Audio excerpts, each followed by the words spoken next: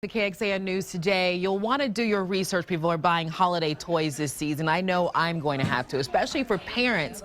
A couple of weeks ago, we told you about this year's Trouble in Toyland report, which showed that some recalled toys are still being sold online. So what types of toys should you consider when you're buying for your kid, no matter what age that kid is, from a toddler all the way up to a teen? Dr. Christopher Sines, he's with the Austin Diagnostic Clinic. He's here to talk to us about some safe options for parents and, grandparents and other people who are buying for kids this year.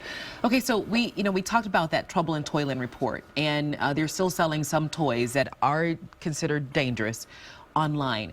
Is there a way that a parent can know, what should I be buying for an 18-month-old? What should I be buying for a 5-year-old? How does that work? The best way to do it is you look at the actual toy, and for example, this toy says for kids 6 to 12 years of age. And the reason is because under the age of 3, children really like to experience toys, and even sometimes a little older than that, with their mouths. And so you want to make sure that there aren't any products that have too small of pieces. For example, Legos are a great choice for kids 6 to 12 years of age, but not so much for an 18-month-old. No, right? Because they're going to be putting them in their mouth, and things that start in your mouth a lot of times end up in your airway, right, or in your gut, and you just don't want them there. They're not supposed to be there. Right, and then there's the ability and the interest. I mean, will an 18-month-old be interested in this? Will an 18-year-old be interested in some of these toys? You know what I mean? It's you kind of looked at the ability of your kid as well, right? Right. But still, nonetheless, safety always comes first, and so you want to make sure those larger Legos. I don't know if you've ever seen the big ones. Yeah, I have them. Those are the ones that that are safe for your kids under the age of 3. As you said, everybody's level is different. So for older kids, it's still a good guideline for safety-wise, but as long as they're safe and they're interested in it, that sounds great. And then you asked about online. Yeah, electronics. What do you do for, all age ranges when it comes to electronics? When does a parent buy those? Okay. Well, in October, the American Academy of Pediatrics changed their recommendations. It used to be for no electronics for under the age of 2. Now it's kids 18 months and under should only use electronics, for example, to communicate with grandma via FaceTime. Okay. Now, from 18 months... I'm a bad mom, because I give her my phone all the time. Well, we've been watching you. Yes, I know. I'm that parent.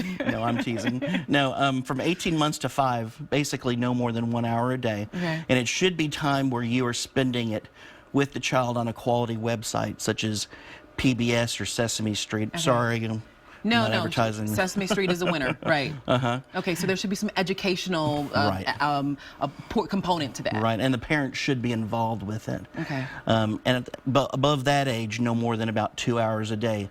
With that being said, if your child is using it in an educational manner, you can soften that rule a little bit per the American Academy of Pediatrics. Okay. So you're a doctor, and what types of injuries? I mean, you mentioned the airways a few minutes ago, but what type of injuries do you see when kids come into the hospital and they are complaining of some type of... Yeah, for 5 years I actually was an ER doctor at Cook Children's in Fort Worth. Basically last year was the hoverboards. We saw lots of people hoverboards. Balloons you want to be very careful with. When they pop, they become trapped in the airway. Those are never fun to fish out. Kids like to stick toys and things in holes that aren't supposed to have things in them. So ears, noses, that's why it's really important to not get your 3-year-old smaller toys. And at the same time, your older kids, we have to really remind them to clean up really, really well, because if you don't, Johnny's going to stick that Lego in his nose, and we're all going to be going to Dell. Yeah, and we do not want that on December 25th. Dr. Sines, thank you so much for joining us. Thank you very much. One more thing. Yes. Parents, just because you used to be able to rollerblade doesn't mean you can still do it, okay? If you could do it 50 pounds ago, doesn't mean do it now. Okay? We got the warning. So these toys also apply to parents as well. Amen. Dr. Sines, thank you.